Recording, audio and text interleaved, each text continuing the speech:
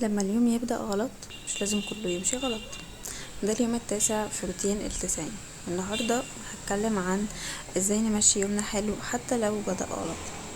في ايام بنصحى فيها حاسين من الاول ان في حاجة مش تمام، او حاجة بتحصل بتعكر مزاجنا واحنا لسه بنبدأ اليوم. بعدين بنقول اليوم خلاص كده راح.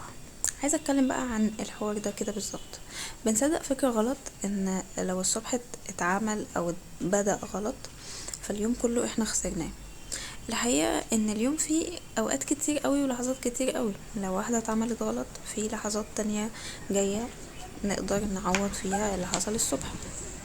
فمش لازم نبدأ اليوم حلو، بس ممكن نكمل اليوم صح.